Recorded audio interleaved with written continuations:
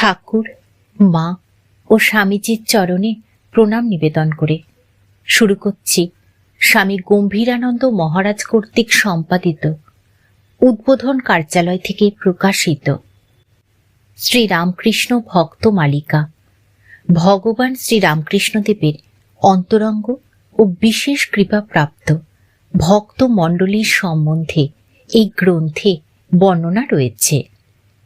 আজ পাঠ করব শ্রী শ্রী ঠাকুরের পরম প্রিয় শিষ্য স্বামী প্রেমানন্দের কথা, অর্থাৎ সবার প্রিয় বাবুরাম মহারাজের কথা। আজ সপ্তম পর্ব। মঠে সমাগতদের সেবার জন্য প্রেমানন্দের হৃদয়ের দ্বার ও ঠাকুর ভাণ্ডারের অর্গল সর্বদাই উন্মুক্ত থাকিত। সকলেই যে ভক্ত হিসাবে আসিতেন তাহা নহে, কেহ হয়তো মঠের মুক্ত বায়ু সেবনে আগমন করিতেন, কেহ হয়তোবা ঔৎসুক্য মিটাইতে আসিতেন। যিনি যে ভাবেই আসুন না কেন, প্রেমানন্দের মিষ্ট আলাপন ও ব্যবহারে মুগ্ধ হইয়া বারংবার যাতায়াত আরম্ভ করিতেন। অনেক সময় হয়তো মঠের প্রসাদ বিতরণের সময় অতীত হওয়ার পরে কেহ আসিয়া উপস্থিত হইতেন। প্রেমানন্দজি কাহাকেও কিছু না বলিয়া নিজেই অভ্যাগতদের আহারাদির জন্য রন্ধনশালার দিকে অগ্রসর হইতেন। দেখিতে পাইয়া অপর কেহ সাহায্যার্থ আসিলে আশীর্বাদ করিয়া বলিতেন, দেখো, গৃহস্থদের অনেক কাজ করতে হয়, সব সময় কি তাদের সময় মতো আসা সম্ভব? আমরা তাদের জন্য কি আর করতে পারি? একটুখানি তাদের সেবা বই তো নয়, তাতে আমাদের হয়তো শারীরিক একটু কষ্ট। ঠাকুরের কৃপায় এখানে তো কিছুর অভাব নেই, আমরা কি তার সন্তানদের সেসব দিয়ে ধন্য হব না? রোগশয্যায় শায়িত থাকিয়াও তিনি ভক্ত সেবার জন্য ব্যাকুল হইয়া পড়িতেন। অসুখ বৃদ্ধির আশঙ্কায় কেহ সাবধান বাণী শুনাইতে গেলে বলিতেন, এ আমার স্বভাব, ভক্তদের সেবা ও ঈশ্বরের পূজা এক জিনিস। দেহ ত্যাগের দিন দুই পূর্বে মঠের জনৈক সেবককে ডাকিয়া বড়ই আকুল কণ্ঠে বলিলেন, তুমি একটি কাজ করতে পারো? সেবক সাগ্রহে উত্তর দিলেন, বলুন কি করতে হবে? প্রেমানন্দ বলিলেন, ভক্তদের সেবা করতে পারবে? খুব পারব। প্রেমানন্দ আবার আবেগ ভরে বলিলেন, এটা কিন্তু ভুলো না। ঠাকুরের প্রসাদ পাইলে ভক্তদের পরম কল্যাণ হইবে, ইহাই ছিল তাহার সুদৃঢ় বিশ্বাস। আর বলিতেন, একবার যখন পুণ্য স্থানে ঠাকুরের স্থানে এসেছে, তখন দুটো ভালো কথা শুনে যাক। বস্তুত বাবুরাম মহারাজের নিকট যাহারা আসিতেন তাহারা দেহ ও মনের ক্ষুধা মিটাইয়া গৃহে ফিরিতেন এবং সেই অমৃতের লোভে পুনঃ তাদের চরণ মঠাভিমুখে ধাবিত হইত। বয়স্ক ভক্তদের সহিত কলেজের ছাত্ররাও তাহার নিকট আসিত এবং তিনি অকাতরে তাহার সময় ও জ্ঞান তাহাদের সেবায় ঢালিয়া দিতেন। এইরূপে কত যুবকই না তাহার উদ্দীপনায় সন্ন্যাস অবলম্বন পূর্বক তাহারই অনুসৃত পথে চলিতে দৃঢ়পণ হইয়াছে। প্রেমানন্দে অধিকতর পরিচয় লাভের জন্য অতঃপর তাহার চরিত্রে আরো কয়েকটি দিকে দৃষ্টি নিক্ষেপ করিলে মন্দ হইবে না। শ্রীরামকৃষ্ণের উদার ভাব এবং বাবুরামের পূর্ব সংস্কারের সংঘর্ষে অনেক ক্ষেত্রে চকিতে এক অপূর্ব আলোক বিচ্ছুরিত হইয়া সকলকে মুগ্ধ করিত। পুরীতে বাসকালে একদিন বাবুরাম মহারাজ দেখিলেন মন্দিরের সম্মুখেই খ্রিস্টান প্রচারকেরা যিশুর মহিমা ঘোষণা করিতেছে। অমনি তাহার জাতিগত সংস্কার সহসা ক্ষুভিত হইয়া বাধা দানে অগ্রসর হইল। তিনি শ্রোতৃ মণ্ডলীর পার্শ্বে দাঁড়াইয়া উচ্চস্বরে চিৎকার করিয়া উঠিলেন, হরি বল, হরি বল, হরি বল। সঙ্গে সঙ্গে শত শত নরনারীর কণ্ঠে নিনাদিত হইল, হরি বল, হরি বল। সভা ভাঙিয়া গেল। পাণ্ডারা বাবুরামকে ধন্যবাদ দিয়া বলিল, আমরা এতদিন ভয়েই কিছু করতে পারিনি। প্রেমানন্দের ভাগ্যে কিন্তু আসিল বিজয়োল্লাসের পরিবর্তে গভীর বিষাদ। রাত্রে তিনি স্বপ্নে দেখিলেন ঠাকুর দর্শন দিয়া বলিতেছেন, হ্যাঁ রে, ওদের সভা ভেঙে দিলি কেন? ওরা তো আমার নাম, আমার কথাই প্রচার করছিল। কাল ভোরে উঠে গিয়ে ক্ষমা চাইবি ওদের কাছে। বাবুরাম প্রত্যুষে উঠিয়াই শশব ব্যস্তে অন্বেষণে নির্গত হইলেন এবং বহু কষ্টে খ্রিস্টান প্রচারকদের বাটির সন্ধান পাইয়া ক্ষমা চাহিয়া আসিলেন। তিনি মাছ খাইতেন না। দীর্ঘকালের সংস্কার সূক্ষ্ম ঘৃণারূপেই হয়তো হৃদয় লুক্কায়িত ছিল।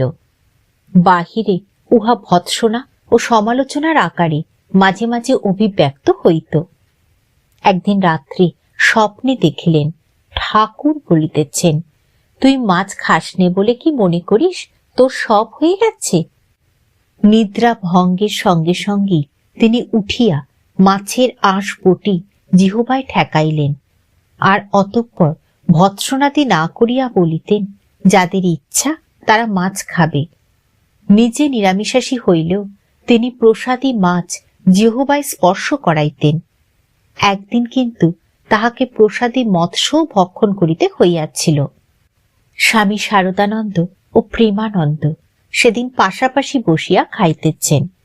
শারদানন্দের পাতে মাছের মুড়ো পরিবেশিত হইলে তিনি হঠাৎ সবটাই প্রেমানন্দের পাতে তুলিয়া দিলেন। প্রেমানন্দ কি করো কি করো বলিয়া আপত্তি জানাইলেও শারদানন্দ বিরত হইলেন না, এবং প্রেমানন্দ প্রসাদ বিবেচনায় উহা আর পরিত্যাগ করিতে পারিলেন না। তারপর প্রেমানন্দের বৈরাগ্য।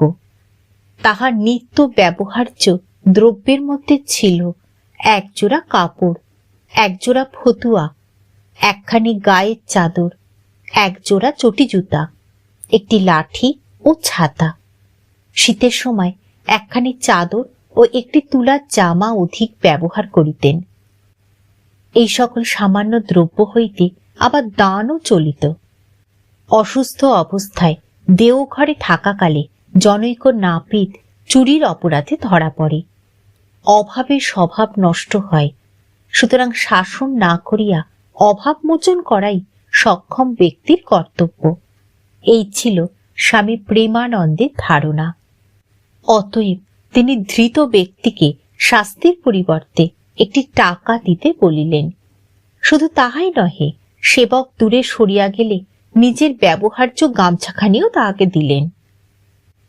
স্বামী প্রেমানন্দের চরিত্রে আর একটি বিশেষত্ব ছিল, শ্রী শ্রী মাতা ঠাকুরানীর প্রতি তাহার অসীম ভক্তি ও শ্রদ্ধা।